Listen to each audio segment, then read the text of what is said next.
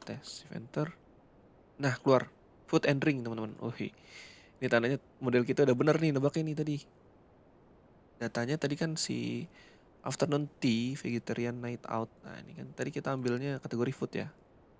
Alhamdulillah, ini udah bener model kita, teman-teman. Ya, assalamualaikum, halo semuanya. Selamat datang lagi di Ruang Developer.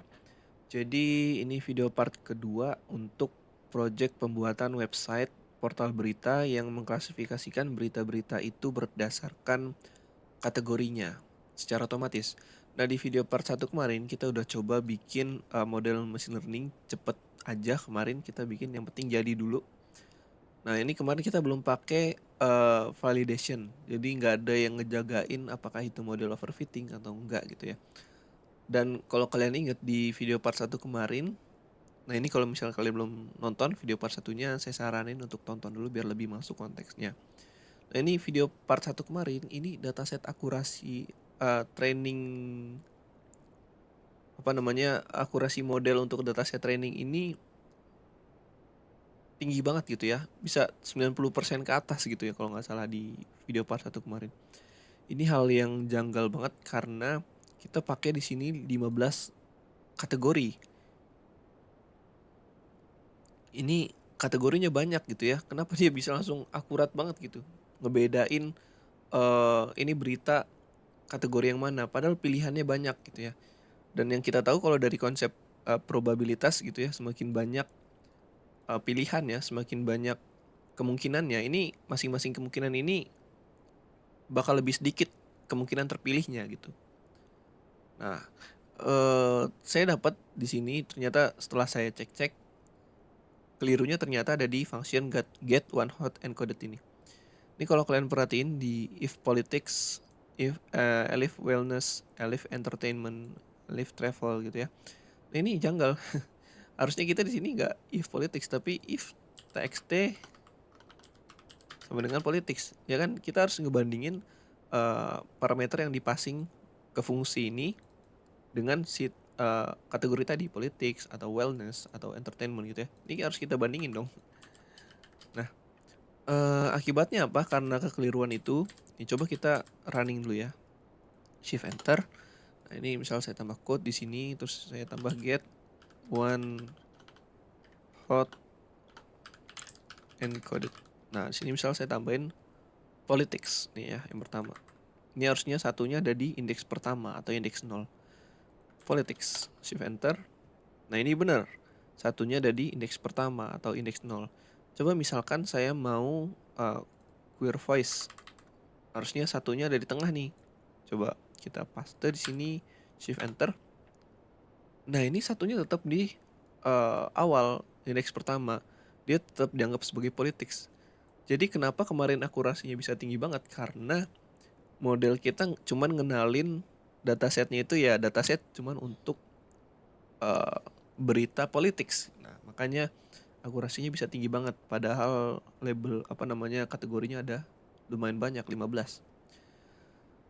Dan kekeliruan kedua adalah, ini kalau saya cek lagi di description, ini tertulis there are a total of 42 news categories in the dataset.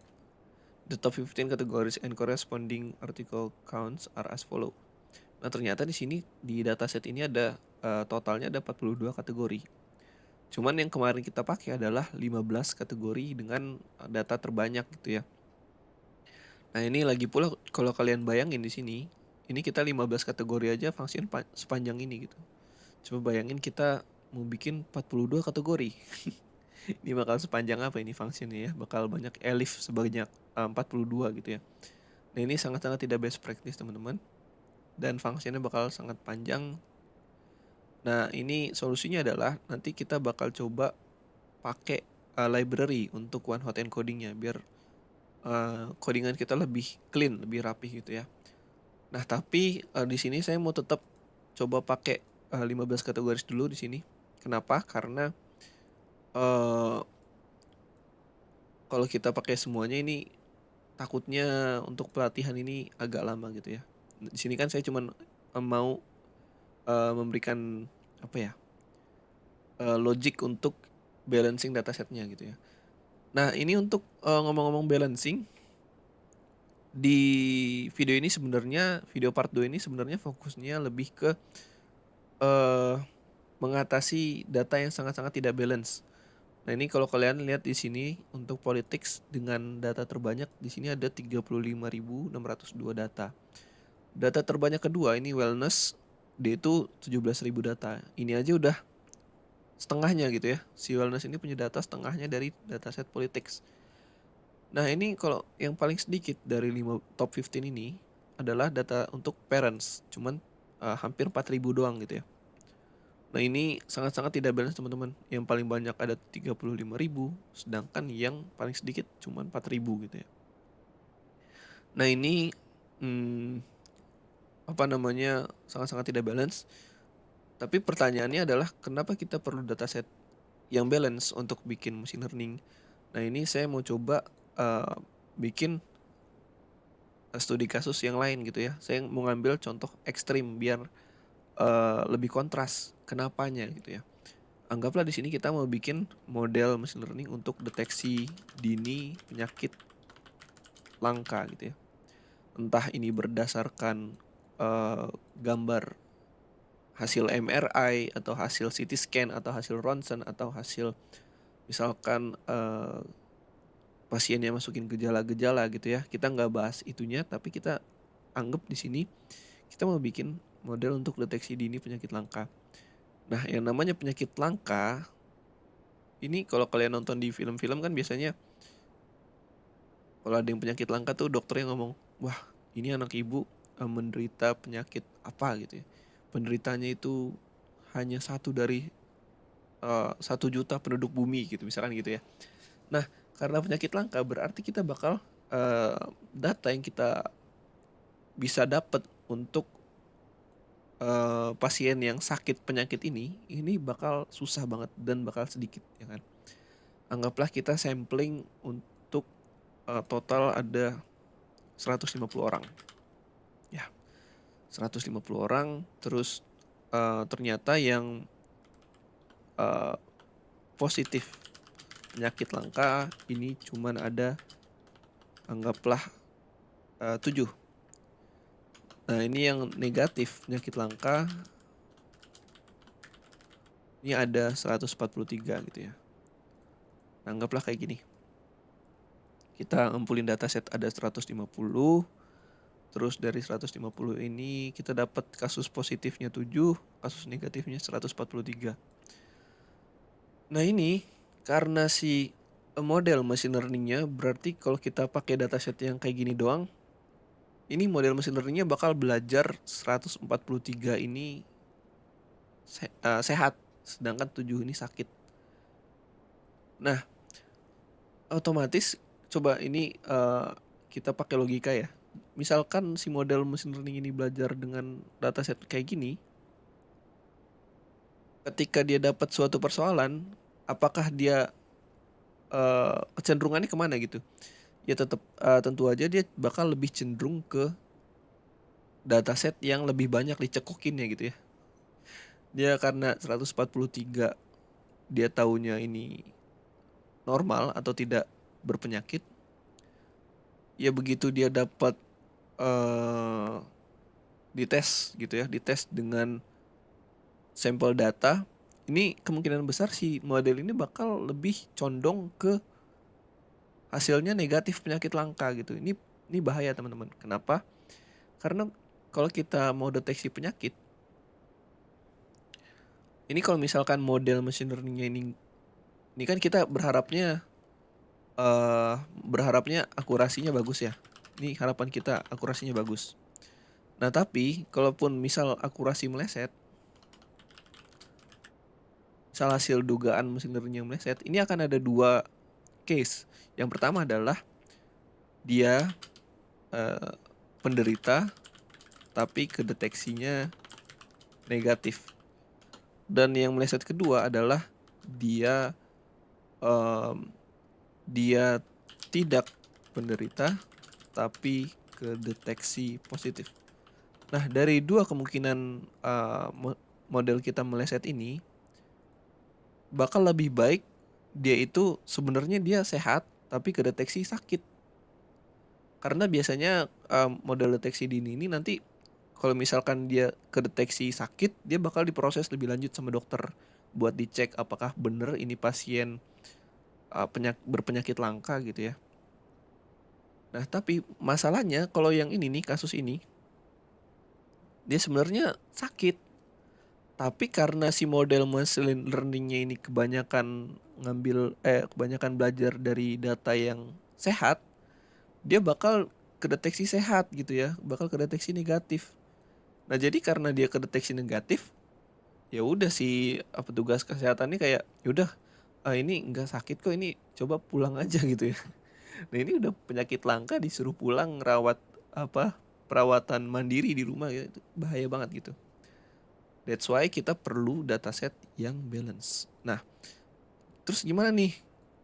Namanya penyakit langka ya tadi, uh, dataset yang positifnya bakal susah. Kita cuma dapat sedikit. Nah, ini solusinya uh, ada dua basicnya ya. Ada undersampling. Undersampling ini apa? Undersampling ini adalah kita ngurangin dataset yang lebih banyak. Nah, jadi 143 ini dikurangin jadi tinggal 7 gitu. Jadi dari 143 negatif penyakit langka ini ya diambilnya 7 doang gitu, biar sama sama yang penyakit langka. Nah, yang kedua ini ada yang namanya oversampling. Nah, oversampling ini kebalikan. Jadi dataset yang sedikit, yang 7 ini diperbanyak sampai dia 143. Nah, eh, nah ini timbul kemungkinan ketiga, yaitu campuran. Jadi ibaratnya mereka ini ketemu di tengah gitu ya. Ibaratnya yang 7 ini dinaikin, yang 143 ini diturunin. Misal dia ketemu tengah di 50 gitu ya. Ya udah 7 ini bakal dicariin lagi 43 data yang lain biar 50. Dan 143 ini bakal dikurangin gimana caranya sampai 50 gitu ya. Nah, permasalahannya kalau kita undersampling dataset penyakit langka ini, ya yang negatifnya dari 143 sampai jadi 7, ini kita bakal cuman pakai 14 data set doang gitu ya. 14 data set di mana 7-nya positif, 7-nya negatif. Nah, menurut saya 14 data set itu uh, akan lebih baik kalau ditambah gitu ya, jangan cuma 14. Apalagi ini kita mau deteksi penyakit langka gitu. Nah, jadi kayaknya kalau undersampling kayak gitu agak kurang masuk akal untuk penyakit langka. Nah, mungkin solusinya adalah antara dua ini, oversampling atau campuran. Nah, timbul masalah baru nih. Dia kan penyakit langka. Ini bakal susah banget buat kita nambahin datasetnya, apalagi sampai 143. Nah, ini salah satu solusi untuk oversampling atau untuk nambahin data yang lebih sedikit, itu ada yang namanya ini, SMOTE. Ini kita bahas singgung-singgung sedikit aja ya. Ini salah satu solusinya teman-teman, SMOTE. SMOTE for imbalance dataset. SMOTE itu adalah kepanjangan singkatan dari Synthetic Minority Oversampling Technique. Nah, jadi dia itu datanya disintetik. Jadi dia untuk nambahin 7 dataset berpenyakit langka ini, dia nggak pakai bener-bener pasien yang sakit langka gitu, tapi dia ibaratnya modifikasi lah si datasetnya gimana caranya biar ya pokoknya datanya dibuat-buat lah, bukan bukan data asli tapi data sintetik gitu. Dibuat terus kita labelin sebagai, oh ini data buatan, ini data untuk positif langka. Jadi kalau ada orang dengan gejala-gejala ini, nah ini kita kasih label penyakit langka gitu. Nah, jadi itu teman-teman, uh, penjelasan tentang kenapa kita perlu dataset yang balance. Ini saya ambil contoh yang kontras. Tapi kalau untuk news kategoris nggak perlu sebenarnya sebalance itu ya. Karena ya paling resikonya cuman ternyata entertainment, berita tentang hiburan nyangkut di style and beauty gitu ya. Nah, itu aja paling resikonya. Cuman untuk biar lebih optimal kita coba balancing si datasetnya. Saya mau coba di sini pakai sekitar eee, 3.500 data. Karena si parents ini kan si pemilik data paling sedikit. Nah, jadi saya mau ambil threshold-nya itu di parents. Jadi 3.500 data untuk training. Jadi semuanya saya mau pakai solusi yang undersampling, teman-teman. Jadi dataset yang lebih dari 3.500 ini bakal dipangkas. Gimana caranya biar semua kita pakai 3.500 untuk training. Nah, untuk validation mungkin saya cuma pakai sekitar 100 data aja untuk masing-masing ini semua. Nah, gimana caranya biar kita bisa eh biar bisa ngebalancing kayak gitu? Gimana caranya kita manipulasi datasetnya biar balance kayak gitu? Caranya adalah dengan ngoding. Ya kan kita harus ngoding, teman-teman. Nah, di sini saya coba download dulu datasetnya. Oke, ini udah saya download datasetnya, sudah terdownload sih. Nah, oke ya, zipnya udah ke download. Kita import library-nya, terus selanjutnya ini kita ekstrak zipnya, terus kita ambil JSON listnya, ya data-data JSON-nya ya. Nah, coba ini kita print JSON list index 0 gitu ya. Nah, ini sampai sini dulu nih. Kita coba cek. Jadi anggaplah oke. Jadi di sini saya mau pakai struktur data dictionary. Jadi yang pertama itu ada struktur data dictionary untuk training. Dan yang kedua ada validation. Ya. Nah, ini udah di shuffle belum ya? Ini kita shuffle dulu deh, datasetnya kita shuffle dulu 3 kali. Oh sorry, ini harusnya JSON list.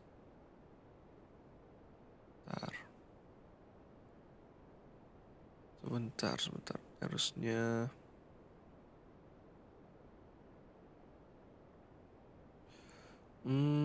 sebentar, ini antara kita shuffle sekarang atau shuffle setelah kita split dataset training sama validation ya.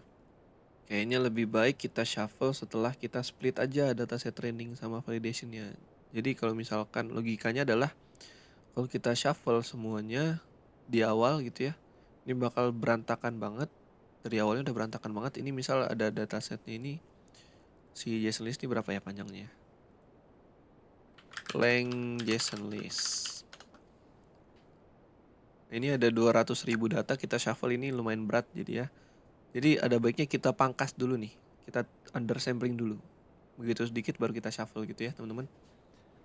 Oke, jadi di sini saya mau tambahin code. Saya mau pakai yang namanya dataset dict sama validation dict. Kedua ini fungsinya adalah untuk yang namanya dictionary itu kan ada key, ada value ya. Key and value. Nah, key-nya ini adalah kategori. Value-nya ini adalah jumlah data yang udah di-collect gitu ya. Jadi anggaplah di sini ada misalkan datanya kayak gini, kategori politics. Ya, politics. Nah, terus headline A gitu ya misal.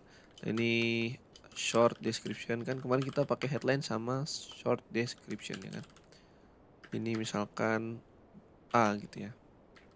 Nah, misal kita ada data kayak gini. Nah, terus bawahnya misal kayak gini nih. Ting. Oke, misal kita ada kayak gini. Nah, ini misal bisnis. Nah, di sini ada parents. Nah, di sini ada travel. Di sini ada misal eh, entertainment. Di sini ada politics. Di sini ada politics juga gitu ya, misal gini. Contohnya kebanyakan kayaknya. Saya hapus aja deh. Oke. Oke, segini deh. Nah, ini yang saya mau adalah, jadi kan kita ada training dict sama validation dict ya. Nah, kita kan bakal ngeiterasi si JSON list ini satu persatu ya. Nah, misal yang lagi kita iterasi saat ini, yang lagi kita akses ini adalah si dataset politics. Nah, yang pertama dia bakal ngecek dulu politics ini kategorinya apakah sudah terdaftar di training dictionary. Nah, karena awalnya kita kosong, dictionary-nya kan kosong. Nah, maka eh saya mau di training dict ini ada ngedaftarin politics. Nah, karena kita baru ketemu satu data, ya kan? Ini data pertama yang kita temuin, maka dihitung satu gitu. Nah, lanjut ke bisnis. Bisnis ini sudah adakah di training dictionary gitu ya? Oh iya, sorry. Kita mau uh, ngebatasin 15 kategori. Kita mau bikin untuk 15 kategori doang. Jadi anggaplah di sini kita punya list kategori yang mau kita ambil gitu ya. Nah, lanjut nih tadi bisnis. Bisnis kita cek dulu dia masuk nggak nih ke list kategori yang mau kita proses. Masuk ya tadi ya bisnis termasuk top 15 kategori. Nah, baru kita cek di training dictionary apakah dia udah kita pernah daftarin. Ternyata belum. Berarti di sini kita update nih nilai si uh, politics di training dictionary-nya. Jadi ada bisnis juga. Kita baru ketemu data pertama berarti satu count-nya. Jumlah data yang baru kita dapetin satu. Lanjut ke parents. Parents ini tadi ada di list kategori yang kita ambil. Nah, lanjut cek di training dictionary. Nah, belum ada, maka di sini tambahin parents. Jumlah datanya yang baru kita proses satu. Nah, misal kita lanjut lagi ke politics. Ke politics nih, ke bawah sini nih. Dia cek list kategorinya ada, kita mau proses politics, kita cek lagi training dictionary-nya. Udah ada belum? Ternyata di sini sudah ada. Nah, kalau sudah ada, kita cek jumlahnya. Ini kan satu. Nah, kita cek jumlahnya apakah sudah nyampe jumlah dataset yang mau kita proses. Tadi kita mau coba proses training itu 3.500 ya. Jadi kita cek nih, ini udah nyampe 3.500 belum nih count si value-nya ini nih. Kalau belum kita update dia. Kalau belum kita update dia. Jadi yang tadinya satu jadi 2 gitu ya, kita tambahin. Ya, kita udah nemu 2 data politics gitu kan ya. Yang pertama data politics yang ini, yang kedua yang ini. Nah, anggaplah kita udah proses data politics ini sekarang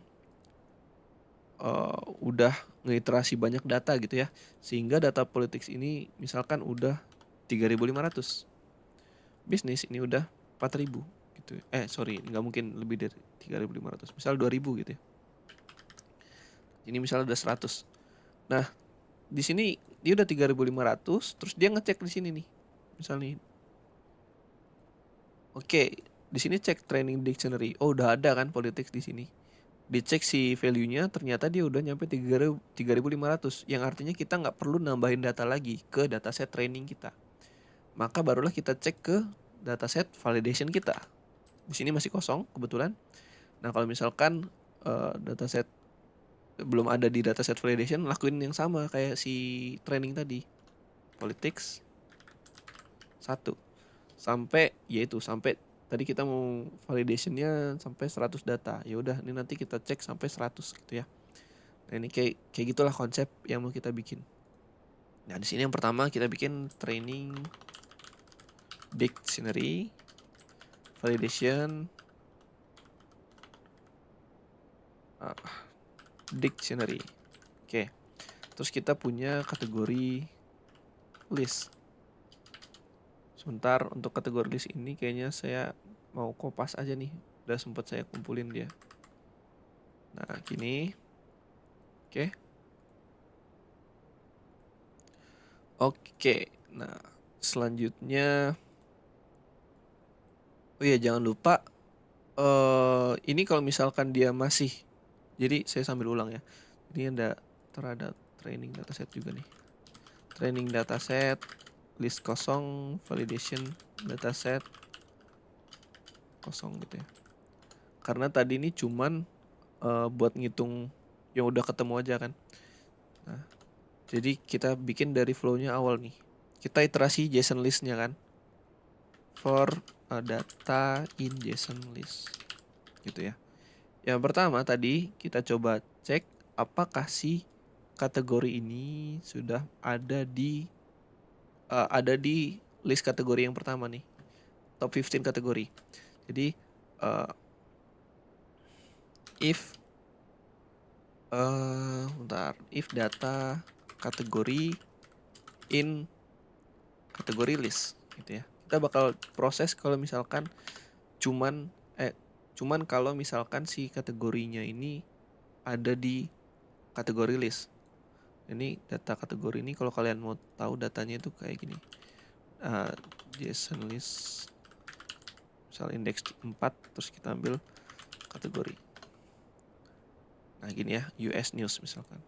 Ini saya tahu dari mana nih dia punya field kategori itu. Ya udah print aja coba nih. Nah, itu kan dia punya field kategori, headline, short description gitu ya. Ini cek dulu nih. Kita cuman proses kalau dia masuk ke top 15 kategoris.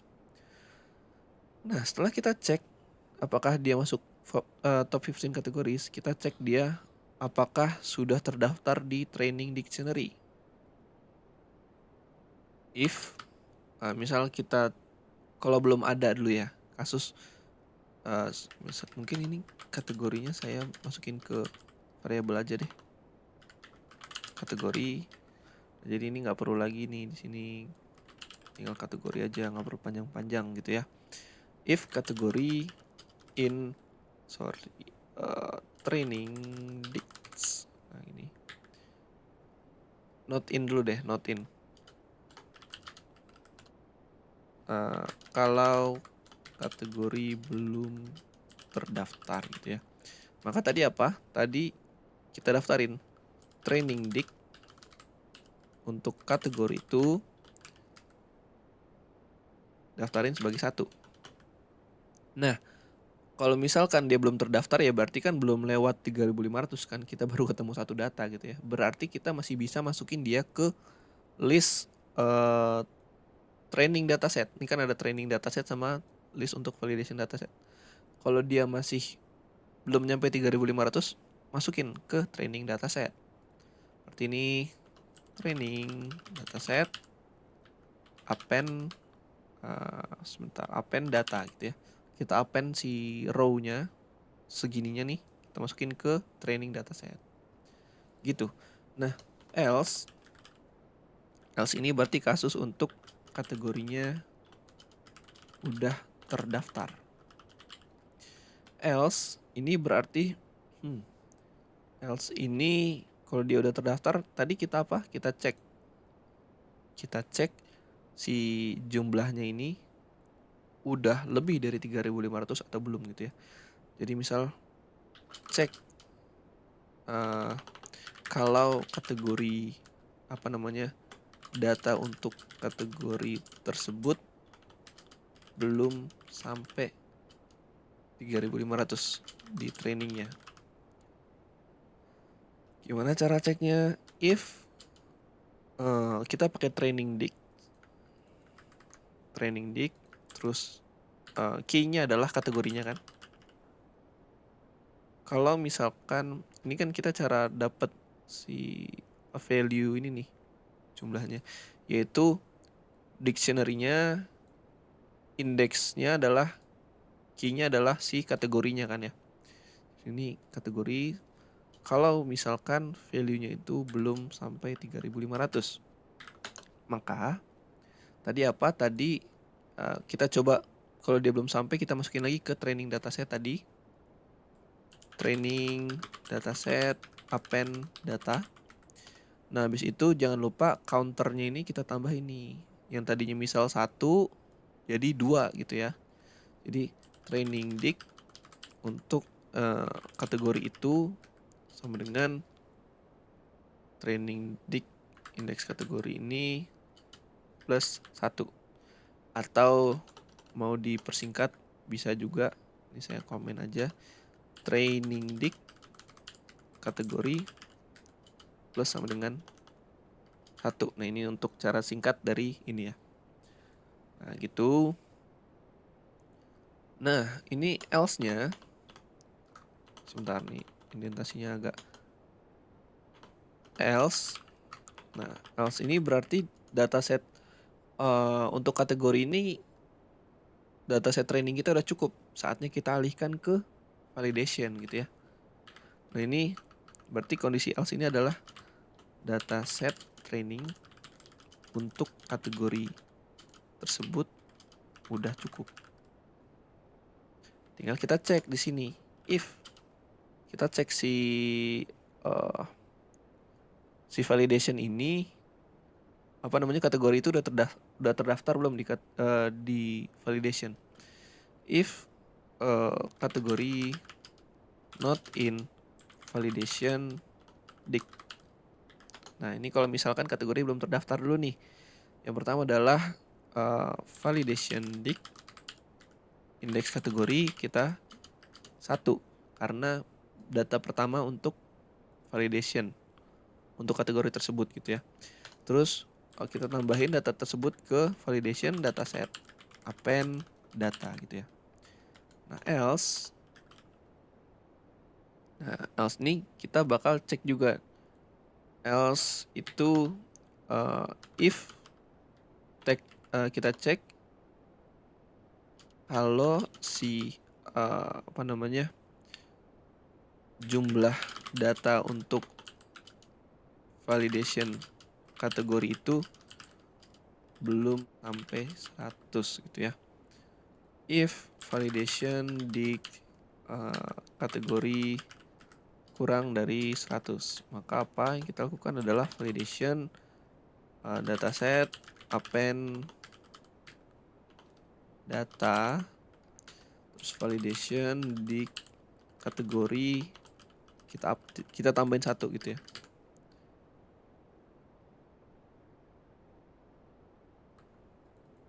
Ini kayaknya ada typo di enggak typo. Oke, ini kayak gini nih kurang lebihnya ya. Ini memang agak ribet nih percabangannya. Mungkin ini PR buat kalian. Coba di refactoring kalau misalkan kalian ada ide gimana cara refactoringnya biar lebih clean, lebih simple si percabangan ini. Nanti hasilnya bisa komen di bawah biar yang lain juga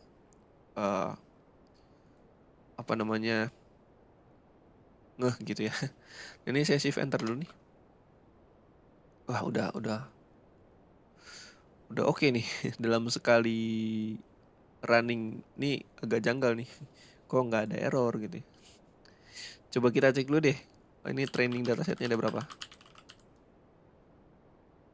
Length untuk training dataset harusnya 3.500 dikali 15.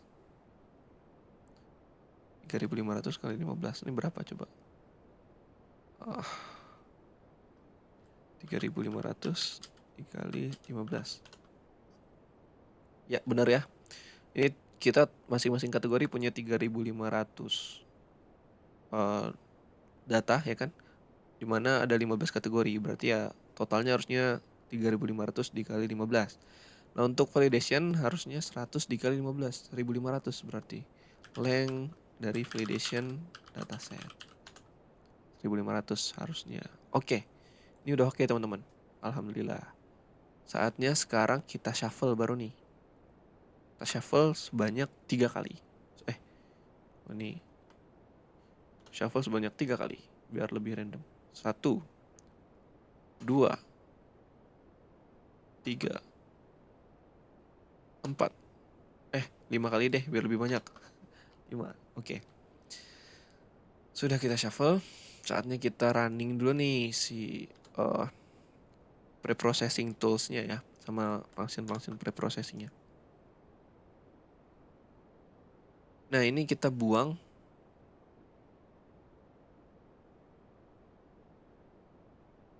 Ini kita buang. Kita lanjut ke sini. Nah di sini ada perubahan sedikit. Yang tadinya cuma data sama labels, karena kemarin kita cuma pakai training ya. Sini kita mau pakai data file untuk validation sama labels file untuk label untuk validationnya gitu ya. Nah ini kalau si trainingnya kita pakai apa namanya training dataset. Ini ada yang perlu di adjust sebentar. Kita ambil data headline plus short description, terus datanya ini kita pre-processing. Nah ini get one hot encodednya nggak usah nih. Kita mau pakai library teman-teman untuk get one hot encodingnya. Jadi kalau pakai library itu di belakang nanti one hot encodingnya. Jadi ini kita tambahin labelnya dulu deh. Label dalam bentuk stringnya gitu ya. Itu terus sebentar nih berarti row kategori gitu ya. Nah bawahnya ini ada for row in validation dataset. Ini untuk dataset validationnya. Kita kopas aja lah ya. Kopas aja bro. Nah di sini data. Ini tinggal data file.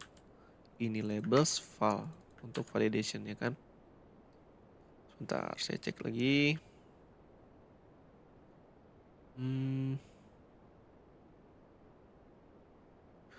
Insya Allah udah aman ini. Shift enter. Nah ini udah agak lama, mungkin saya skip sampai selesai preprocessingnya ya teman-teman. Oke, nih kayaknya udah selesai preprocessingnya. Saatnya kita jalanin lagi si tokenizing. Nah, cuman ini tokenizingnya juga saya mau lebih proper ya teman-teman. Jadi saya mau coba cek kita ada berapa data tadi untuk training. 52.500 data.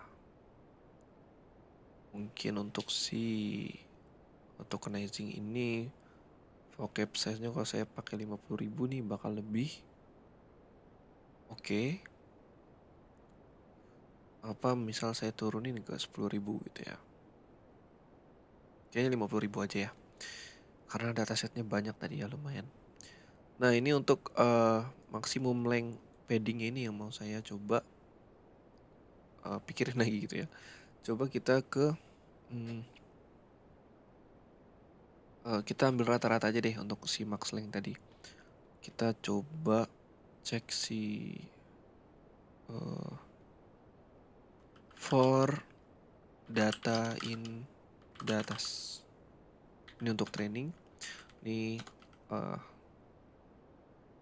sebentar, nih berarti ada total sentence sama dengan datas length datas ditambah length dari datas file. Ini saya mau ambil rata-ratanya teman-teman, rata-rata banyak kata di setiap kalimat untuk training maupun validation. Jadi di sini total sentence, ini ada total words, ini 0 dulu ya. Nah ini total words ditambah sama length dari data apa nih? Data nih harusnya udah teksnya ya. Data split gitu, split sama ini gitu. Nah terus for data in datas file total words ditambah sama length dari data split. Nah gitu. Oh ini oke. Terakhir saya mau print biar dapat rata-ratanya total hurufnya, total words dibagi sama total sentencesnya. Biar dapat rata-rata per data itu berapa word length-nya. Cuman 18 gitu ya. Ini kalau kita pakai 50 ini terlalu banyak teman-teman. Jadi mungkin kita apa namanya? Kita buletin dia jadi 20 gitu ya. Oke. Yang kita jadi 20 terus ini udah oke belum ya? Oke. Shift enter. Oke. Sekarang saatnya kita tokenize data kita teman-teman. Kita tokenize. Jadi ini kan ini udah kita import ya si tokenizer pickle. Jadi tapi belum ada nih tokenizer pickle. Kenapa? Karena ya ini fungsi tokenizing belum ada yang manggil. Jadi ini kita coba panggil pertama untuk dataset training teman-teman. Jadi datas sama dengan hasil tokenizing dari datas gitu. Ya. Nah, biarlah si tokenizer ini dia ke tokenizing berdasarkan dataset training dulu gitu ya. Bikin word indexnya berdasarkan dataset training. Shift enter.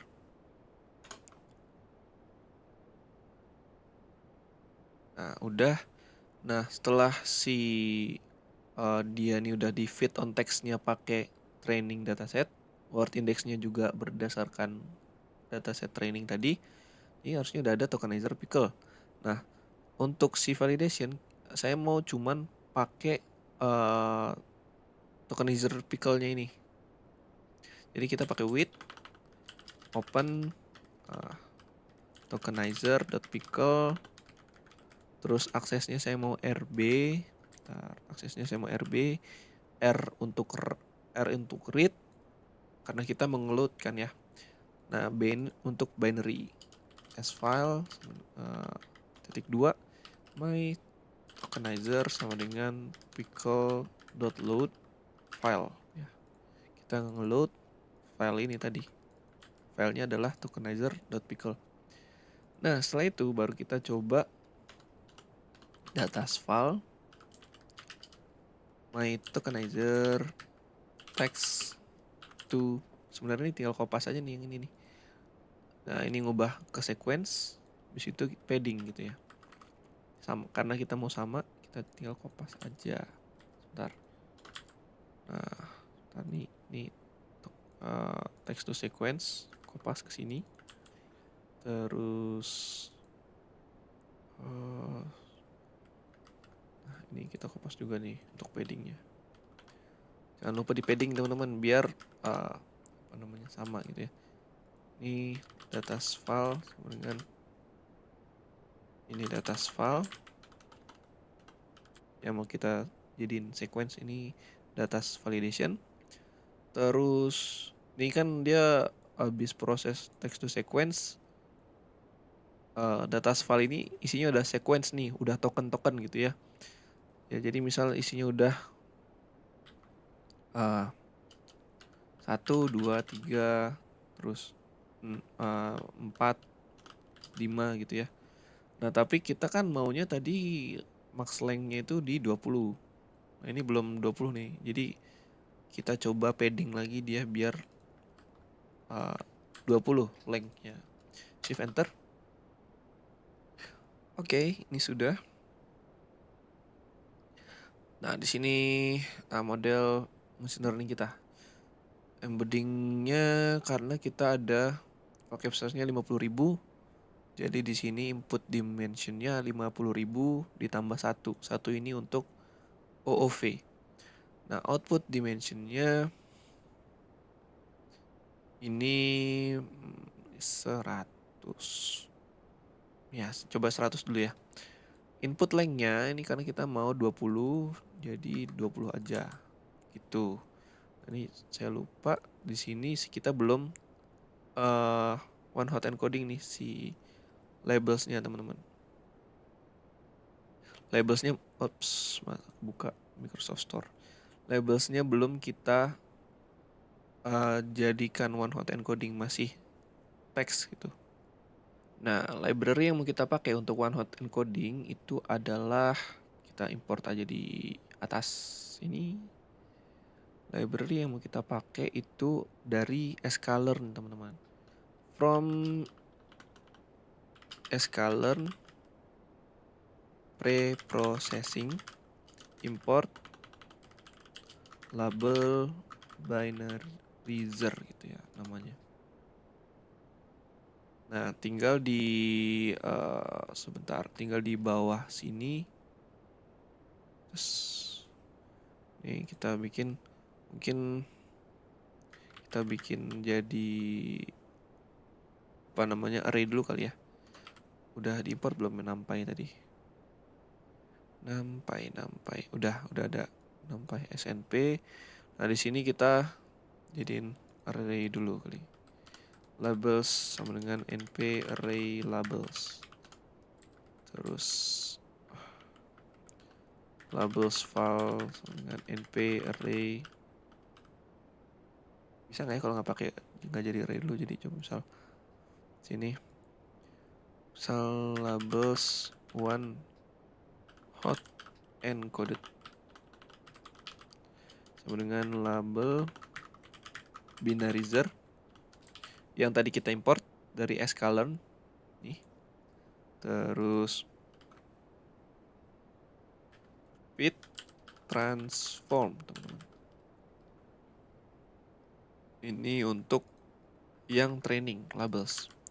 Selanjutnya di sini ada labels file untuk validation one hot encoded sama dengan label binarizer fit transform labels file gitu ya. Oke, sebentar nih aktif. Aktif. Coba ini kita shift enter, bisa nggak dia? Oke, bisa. Nggak perlu kita ubah jadi array dulu nih. Oke, ini bisa. Kalian penasaran gimana ini? Coba misal kita jalanin sini labels one hot encoded index 0. Nah, ini. Nih, dia udah ke one hot encoding. Misal kita coba cek labels index 0 ini apa?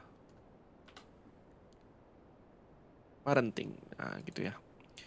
Mungkin saya mau bikin dictionary-nya kali ya, biar enak. Jadi, gimana caranya? Gimana caranya? Sebentar. Saya mau bikin dictionary.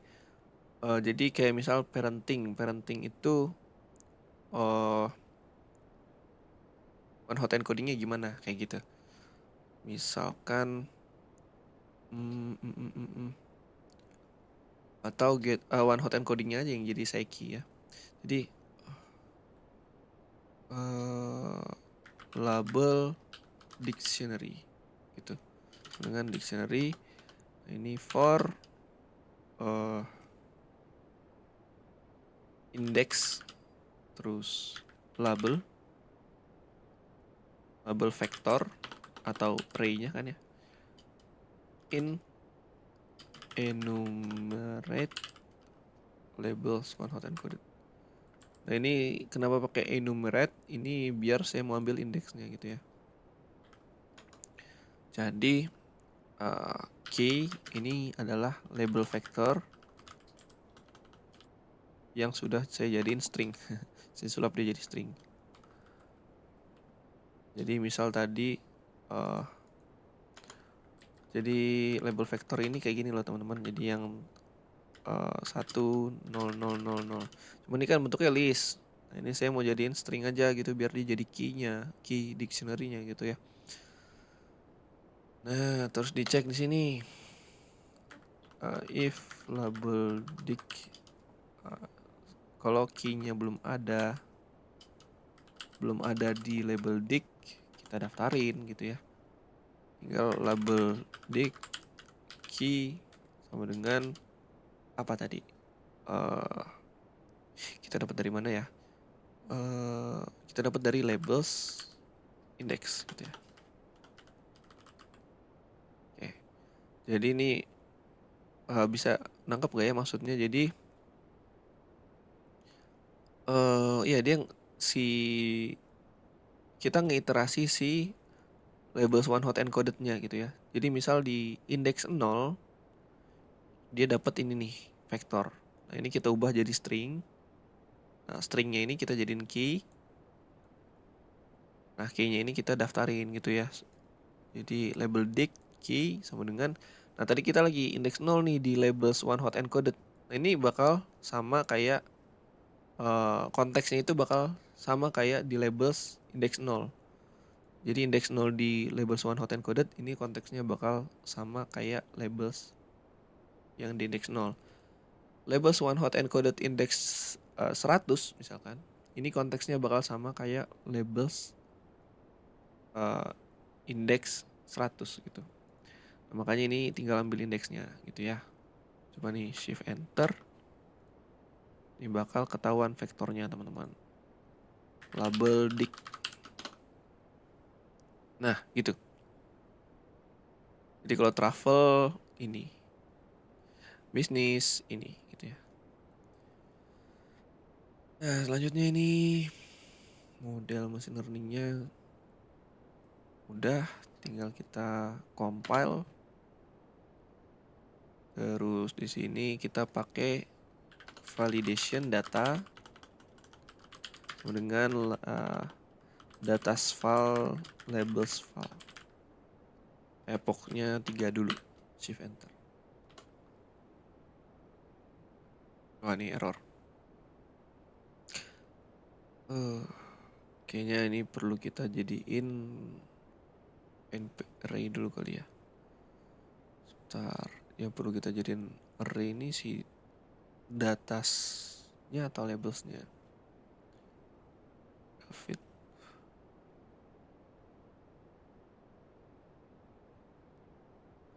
Oh sorry, ini keliru ya teman-teman. Jadi kita pakai yang one hot encoded-nya harusnya. Labels one hot encoded, labels file one hot encoded. Shift enter. Oke, jalan teman-teman. Ini mungkin saya skip sampai selesai training karena lama nih. Oke, ini udah selesai training teman-teman.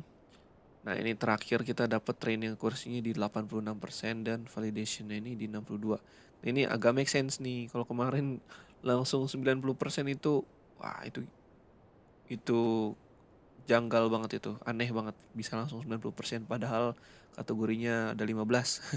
Nah, ini 86% setelah 3 kali latihan ini lumayan normal. Jadi saya mungkin coba tambahin lagi dia 3 kali latihan lagi gitu ya.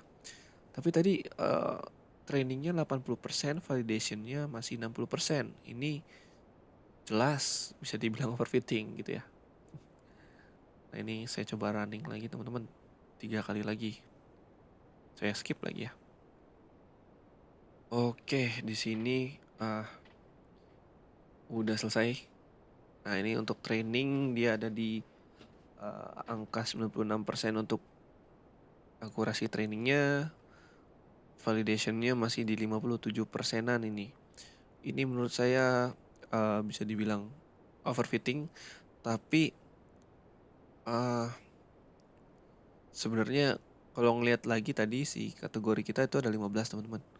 15. Nah, ini kalau kita pukul rata 100 dibagi 15, 100% dibagi rata sama 15 kategori, ini harusnya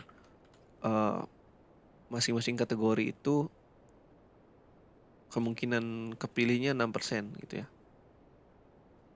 6%-an. Sedangkan ini kita udah di 57%. Ini sebenarnya udah masuk lumayan lah ya. Tapi ini saya bisa bilang ini masih overfitting. Lumayan parah juga teman-teman. Jadi kalian boleh nih di tweak kayak misal TF keras layers dense. Nah, ini misal saya taruh 50 sini, terus TF keras layers dense misal taruh 25.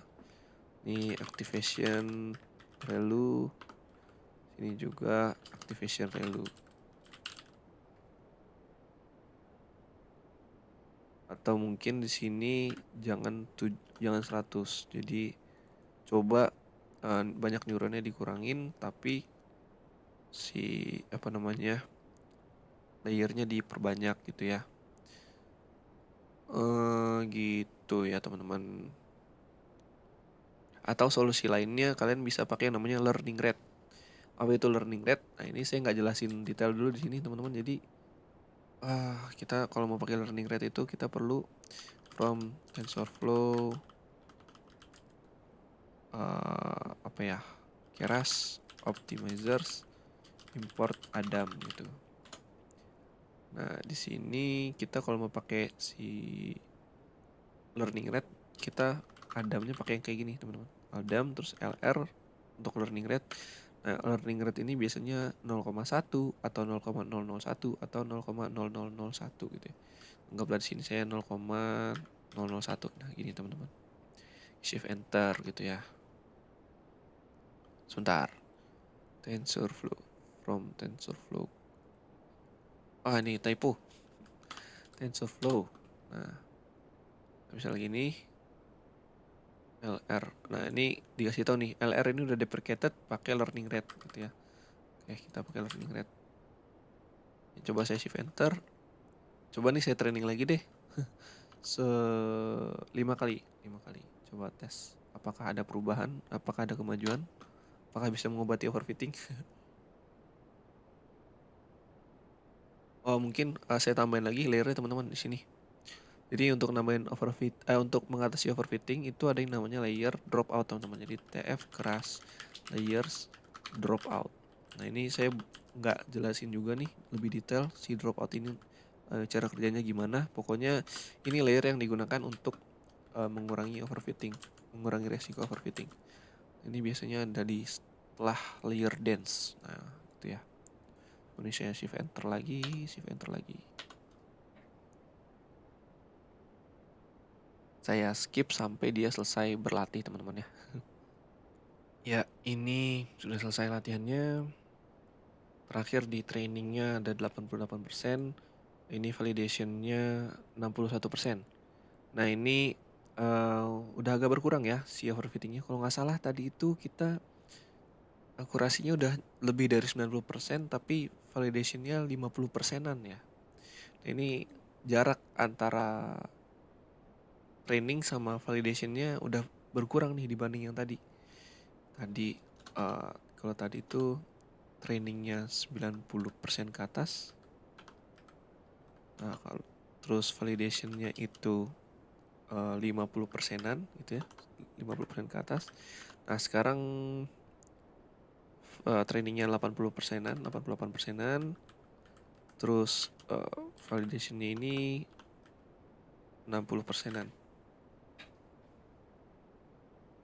Ini berarti solusinya ini sebenarnya udah oke nih, pakai dropout sama pakai learning rate. Tinggal kalau teman-teman mau coba optimize lagi, boleh dicoba-coba aja terus teman-teman. Jadi entah itu LSTM-nya di adjust, ini neuronnya mungkin kebanyakan, mungkin jadi 50. Terus ini diubah neuron-neuronnya atau mungkin uh, dimension untuk embeddingnya nih, output dimensionnya jangan 100, mungkin bisa ditambahin atau dikurangin gitu ya. Nah, mungkin untuk di video ini saya cukup untuk di sini aja teman-teman, untuk di 88% training, validation 61%. Selanjutnya saya mau coba testing teman-teman. Ini model machine learning kita pakai dataset dataset yang saya mau cari sendiri di Google. Nah, ini saya mau coba ngambil dari New York Times, teman-teman ya. Nah, ini misal ini apa nih? Israel launch strikes and order evacuations. Ini nih. Israel Hamas war. Israel launch strikes and orders evacuations in southern Gaza.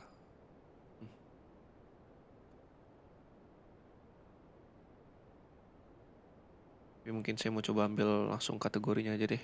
Ini misal kategori bisnis.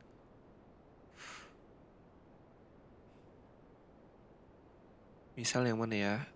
eh misal saya mau ambil ini, US China's ability to benefit from electric vehicle subsidies. Aduh, ini harus harus subscribe. Jadi mungkin saya ambil yang lain aja. Hmm, mm, mm.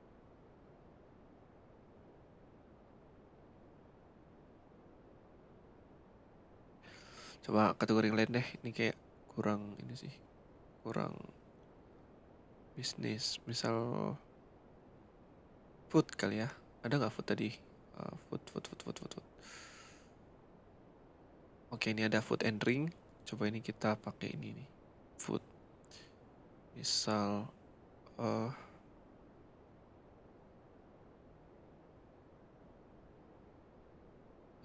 apa ya? Nah, rasa pasta, veggies and all cookies. Ini boleh. Coba atau ini nih, afternoon tea. Ini kopi ya. Saya pakai Inspect Element aja untuk kopinya. Susah di kopasnya. Ini nah ini ambil sininya untuk headline. Nah, ini tes ya. Headline-nya ini terus kan kita headline ditambah sama ini apa namanya? Description, short description. Saya ambil dari ini Pet Wells answers your restaurant bla bla bla. Saya tambahin sampingnya. Gitu. Nah, ini ya, saya tambahin. Oke, ini tesnya. Selanjutnya apa? Selanjutnya saya mau pakai my tokenizer tadi ini. My tokenizer yang tadi ngambil dari tokenizer.pickle, teman-teman. Ini my tokenizer ya. Untuk nge-tokenize si text to sequence. Ini nah, ini kan tadi biasanya teks ini kan ada S-nya nih berarti tandanya banyak ya. Jadi dia nggak nerima singular datanya, tapi dia nerima data berupa list. Jadi list test gini ya. Nah, ini hasilnya juga adalah test sequences. If enter. Sudah. Nah, coba cek test sequencesnya. Oke, ini udah tokenize. Oh iya, saya lupa ini harusnya di preprocessing dulu teman-teman. Tes preprocessed test ya kan. Ini pakai function preprocessing yang tadi di atas ya. Ini coba ulang shift enter. Sorry. Ini nggak ada. Nih function apa sih namanya? Eh preprocessing, bukan preprocessed. Preprocessing. Nih, preprocessing test. Coba kita penasaran, coba jadinya apa nih yang udah di preprocessing. Oke. Afternoon tea, a vegetarian night, reader, bla bla bla. Oke, ini sekarang baru kita sequences. Jadiin dia sequence. Terus, oke. Terus ini kita padding, teman-teman. Saya juga padding ambil dari yang atas aja. Ini pad sequence. Oke. Pad sequence sama dengan kita pad sequence. Nah, yang di padding ini test sequence ya. Shift enter. Oke, ini udah di padding. Harusnya lengthnya ini udah 20. Oh sorry, ini karena list jadi ini harusnya 0. Oke, sekarang saatnya kita predict teman-teman. Jadi model result sama dengan model predict test sequences. Shift enter. Sudah dapat resultnya. Apa resultnya? Cek. Nah, ini resultnya ya. Oke. Nah, ini kan array dalam array ya. Nah, ini kita mau ambil kita mau keluarin si outer atau kurung siku di luarnya. Berarti caranya tinggal result sama dengan result index 0 ya kan. Jadi kita mau ambil ininya nih. Ini kan indeks 0 dari array paling luar ya kan. Ini shift enter. Result shift enter. Nah, ini kita coba np argmax untuk ngambil indeks yang apa namanya tadi? Indeks yang value-nya paling gede. Karena kita pakai tadi activation ini softmax ya.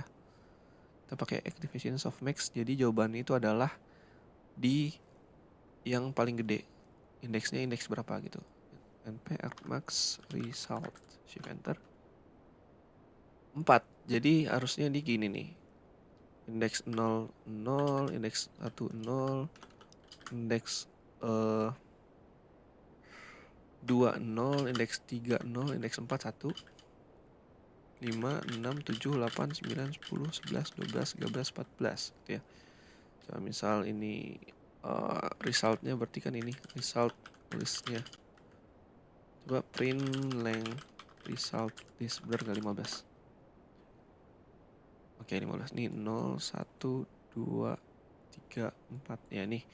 Dia di sini kan. Nah, coba kita tadi ambil label dik si result list ini kita jadiin string str result list. Apa yang keluar? Apakah food? Wah, error dia. Sebentar. Ini harusnya ini si kurung siku. Harusnya ini keluarnya food ya, food and drink harusnya. Wah, ini error lagi. Label dik. Masih enter. Ini harusnya